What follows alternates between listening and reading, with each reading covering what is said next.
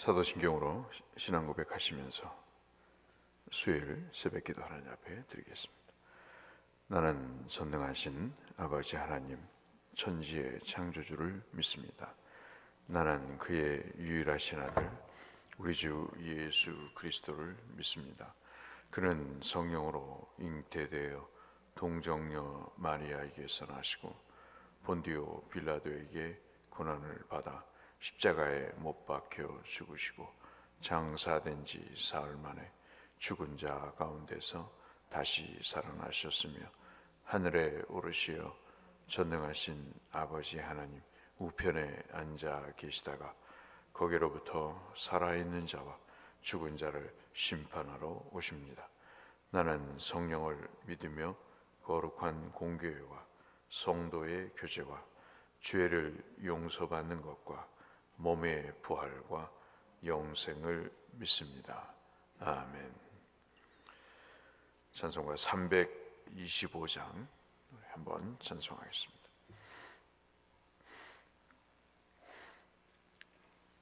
찬송 325장 예수가 함께 계시니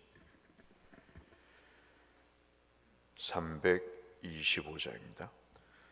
예수가 함께 계시니 시험이 오나 겁없네.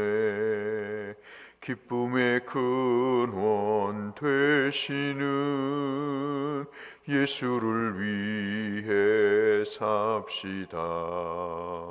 날마다 주를 섬기며 언제나 주를 기리고 그 사랑 안에 살면서 딴 길로 가지 맙시다.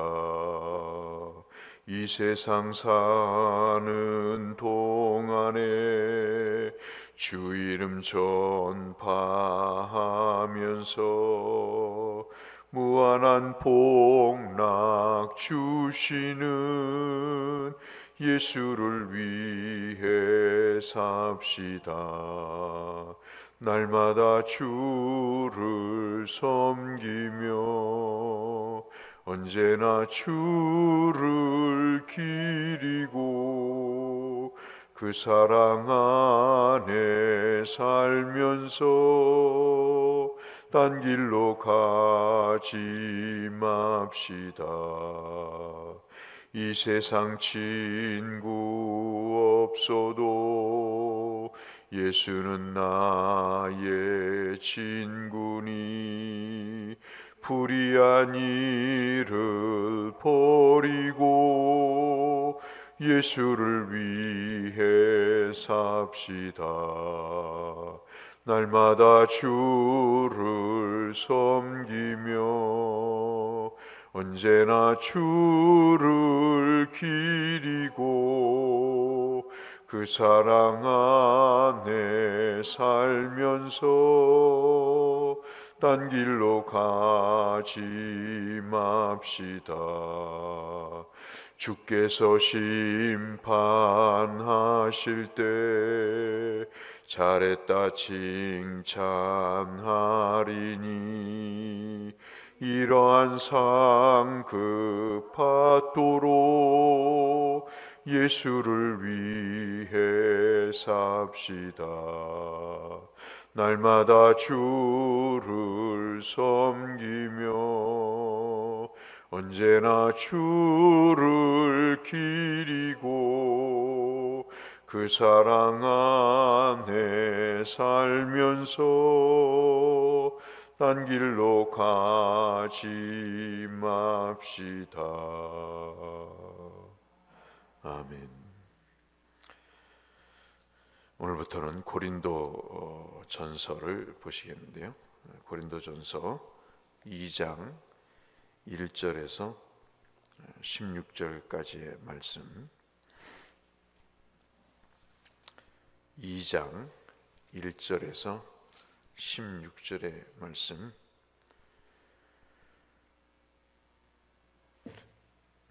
이 말씀은 우리가 꼭 기억하면서 신앙생활 하시면서 어떤 말씀도 다 중요하지만 이 말씀은 우리가 꼭 마음에 간직하고 여러 번 읽고 또 마음에 풍랑이 일 때 이 말씀을 시편처럼 묵상하는 것이 굉장히 좋을 것 같습니다. 같이 한번 교독해 보겠습니다. 형제들아, 내가 너희에게 나아가 하나님의 증거를 전할 때 말과 지혜의 아름다운 것으로 아니하였나니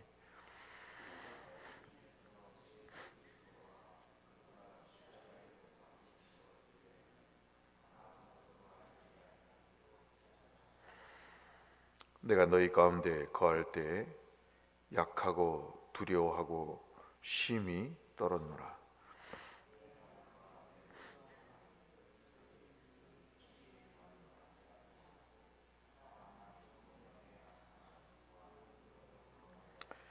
너희 믿음이 사람의 지혜에 있지 아니하고 다만 하나님의 능력에 있게 하려 하였노라.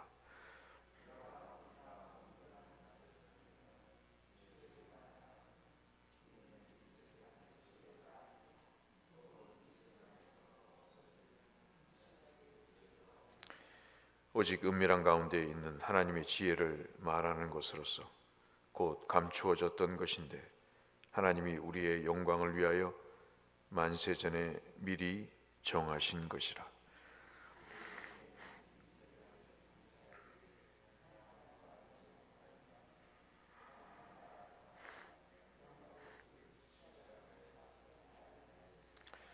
기록된 바 하나님이 자기를 사랑하는 자들을 위하여 예비하신 모든 것은 눈으로 보지도 못하고 귀로 듣지도 못하고 사람의 마음으로 생각하지도 못하였다 함과 같으니라.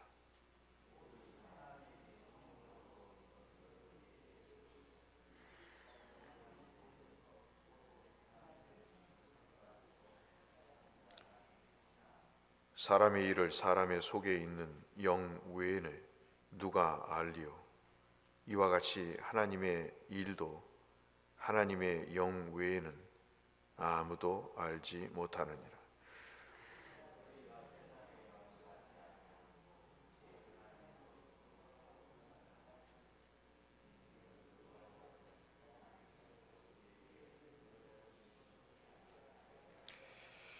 우리가 이것을 말하거니와 사람의 지혜가 가진 가르친 말로 아니하고 오직 성령께서 가르치신 것으로 하니 영적인 일은 영적인 것으로 분별하느니라.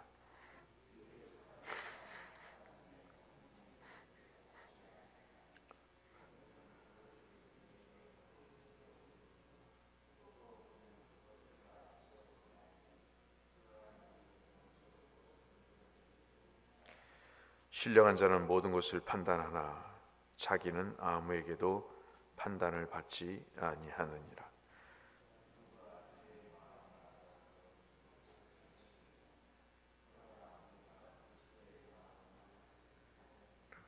아멘. 오늘의 핵심 말씀이죠.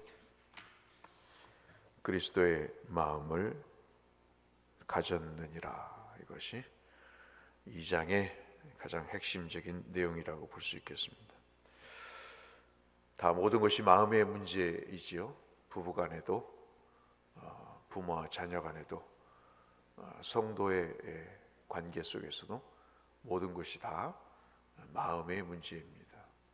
어떤 마음을 품느냐에 따라서 그 과정과 결과는 사뭇 다르게 나타납니다. 가장 분쟁이 많았던 교회, 그 교회를 둔다면 고린도 교회 같은 교회가 있었을까 할 정도로 이 사람들은 세례 문제까지도 분쟁을 일으켰던 사람들입니다. 그래서 교회가 늘 분란에 빠져 있었던 그런 상황입니다. 이런 그들에게 바울이 자기는 약한 사람이다. 그리고 그렇기 때문에 오직 나는 성령에 의존한다. 그런 이야기를 합니다. 그러면서 이 사역에 관한 이야기의 기본적인 출발점을 이야기하면서 여러분 1절을 한번 보시면 바울이 하나님의 복음을 증거할 때 말과 지혜의 아름다운 것으로 하지 않았다 그럽니다. 당시 고린도 교회를 방문하기 전에 사도 바울이 어디에 있었냐면 철학과 수사학에 정말 말 잘하는 사람들이 잔뜩 모여 있는 아덴이라고 하는 지역에 바울이 있었습니다. 너무나 도시도 화려하고 사람들의 말도 화려하고 사람들에게 재미와 감동을 주는 철학자들이 득실거리는 그런 도시였습니다. 그래서 바울이 생각을 했죠. 이들에게 철학이나 수사학, 이러한 말의 미사 어구를 통해서, 논리를 통해서 복음을 전하면 이들이 복음을 이해할 수 있겠구나 하고 이러한 철학적인 생각을 바탕으로 복음을 전하려고 결심을 합니다. 그런데 이런 노력에도 불구하고 사람들이 복음을 조롱을 합니다. 이것이 어디 있냐면 사도행전 19장에 17장에 있는 말씀. 그래서 바울이 결심을 하죠.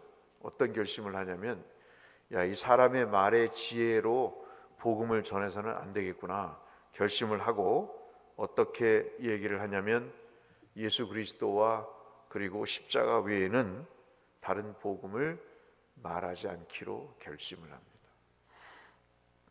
과연 마음에 갈등이 있겠죠. 예수 그리스도와 십자가를 전하면 사람들이 알아들을 수 있을까? 감동이 있을까? 깨달음이 있을까? 걱정이 이만저만이 아닙니다. 근데 여러분 3절 한번 보시죠. 3절을 보시면 내가 너희 가운데 거할 때 약하고 두려워하고 아까 말씀드렸던 내용입니다. 심히 떨었노라 라고 말합니다. 그러니까 심히 약하고 떠니까 누구를 의지해야 되지 않겠습니까? 그러니까 4절 5절에 그 훌륭한 화술과 지혜에 의존하지 않고 자기가 어디에 의존하냐면 오직 성령의 능력만을 의존한다고 이야기를 합니다. 사람이 신앙생활을 하다 보면 실패하기도 하고 불신앙을 갖기도 합니다. 그러면서 점점 자연스러운 현상은 성령을 의지하게 되는 거죠. 설교자나 성도나 모두가 다 자신이 연약하다는 것을 깨닫고 하나님의 지혜를 얻고자 성령을 의존하는 것이죠. 왜냐하면 우리의 믿음이 우리의 화술이나 우리의 지혜에 있지 않고 성령의 능력에 있기 때문에 그렇습니다. 그것이 우리에게 정말 느껴지는 체험인 것이죠. 어떤 분이 그 전도지를 돌리면 예수 믿습니까? 그렇게 한창 떠드는 적이 있었다고 해요. 다 쓸데없는 일입니다. 그 돈 버리는 일이고 시간 낭비고, 아니 요즘 전도지를 돌린다고 사람들이 교회를 나와요? 그런 이야기들이 굉장히 많았습니다. 어떤 교회 얘기입니다. 그 문구에 이렇게 이제 쓰여져 있는 거죠. 하나님께로 오십시오.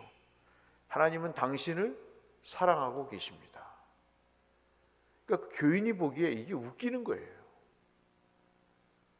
이 티슈에다 이 글 적어놓고 전달한다고 해서 이 사람들이 교회에 오겠냐는 거예요. 다 쓸데없는 일이다.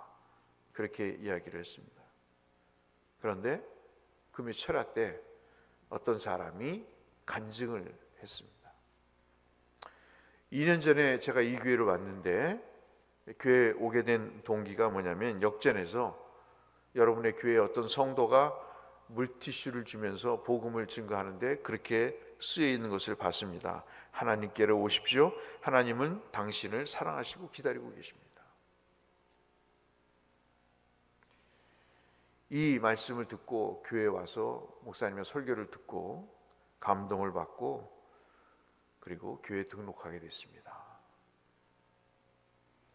그 말 한마디가, 그 간증 한마디가 온통 사람들을 숙연하게 만들었고, 그리고 그 일을 통해서 전도를 해서 무슨 소용이 있냐는 식의 이야기, 그런 불신앙의 이야기는 없었다고 합니다. 6절부터 9절 말씀을 보시면 바울은 이런 믿음을 통해서 세상의 지혜가 아니라 은밀한 가운데 하나님의 지혜가 필요하다. 지금 우리 교회에서 필요한 게 뭘까요, 여러분? 여러분과 저에게 필요한 게 뭘까요? 하나님의 은혜로 주시는 지혜 아니겠습니까? 말을 해도 행동을 해도. 6절로 9절 말씀은 바로 그 얘기를 하는 것입니다.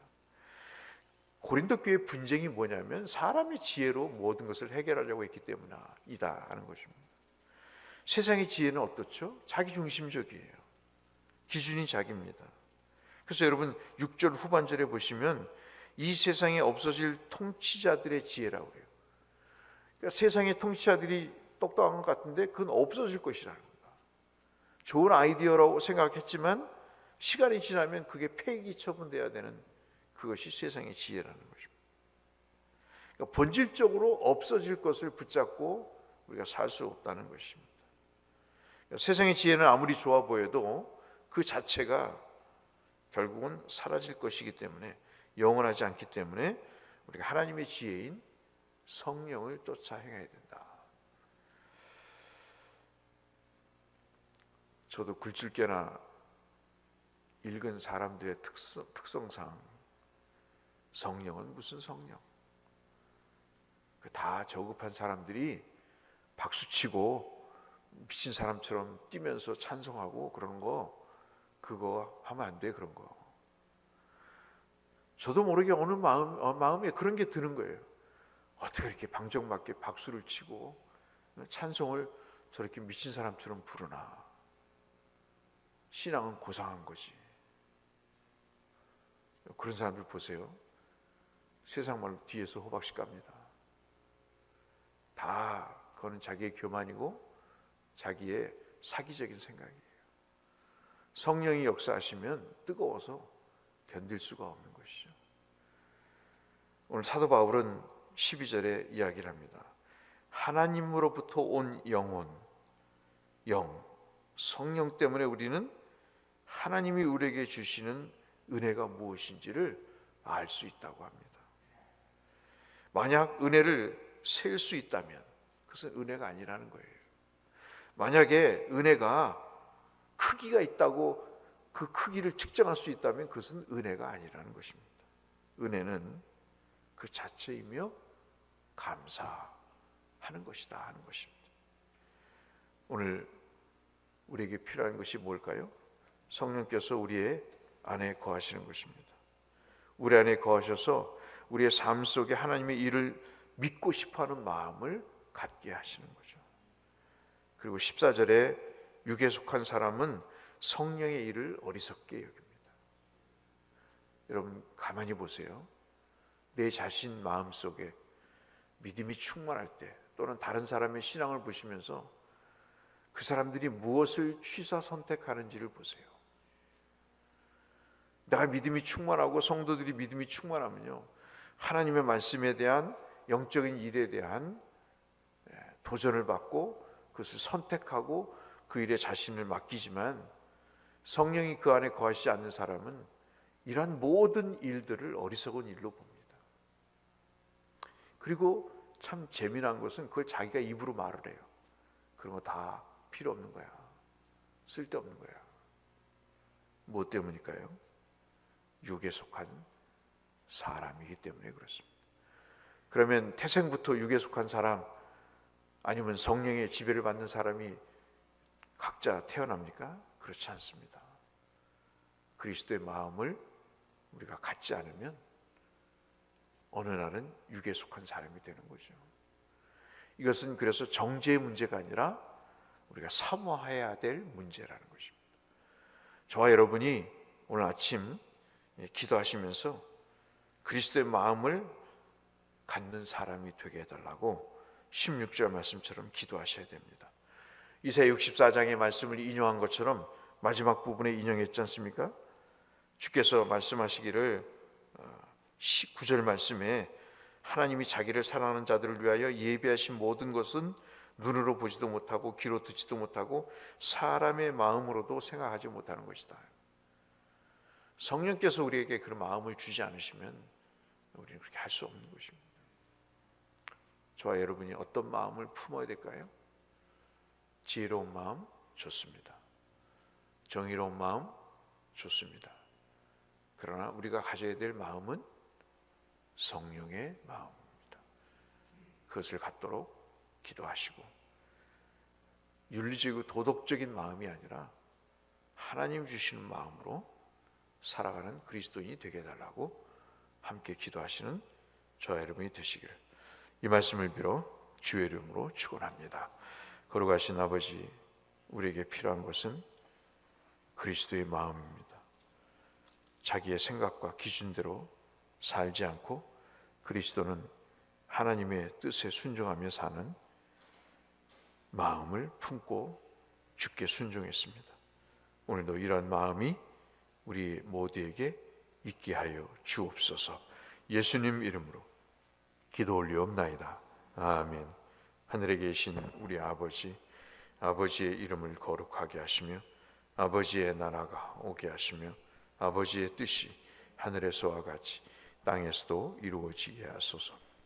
오늘 우리에게 일용할 양식을 주시고 우리가 우리에게 잘못한 사람 용서하여 준 것 같이 우리 죄를 용서하여 주시고 우리를 시험에 빠지지 않게 하시고 악에서 구하소서.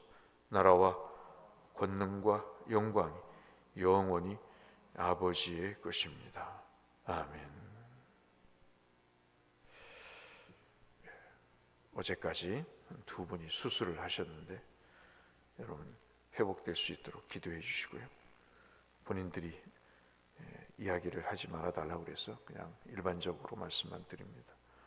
건강이 연약한 고령의 성도님들 참 쉽지 않은 시간을 보내고 있습니다. 함께 기도해 주시고 교회가 그리스도의 마음을 가질 수 있도록 기도해 주시기를 바랍니다. 성회사님들을 위해서 함께 기도하며 주 앞에 나가겠습니다. 사랑하시는 아버지 감사합니다. 오늘도 우리에게 은혜를 주시고 생명을 주시며 믿음을 주셔서 그리스도를 닮는 과정을 겪어 나가게 하심을 감사합니다. 하나님께서 우리에게 말씀을 주시고 그리스도의 마음을 주시고자 우리에게 이 고린도전서 2장의 말씀을 주셔서 거룩하신 아버지 하나님의 뜻을 따라 우리가 살아가게 하시고 그리스도의 영광을 위하여 우리 남은 여생을 그리스도의 마음을 품고 주의 주시는 능력과 지혜로 주님 이 세상에서 복음을 증거하며 하나님의 뜻을 쫓아 살아가는 우리 모두가 되게 하여 주시옵소서.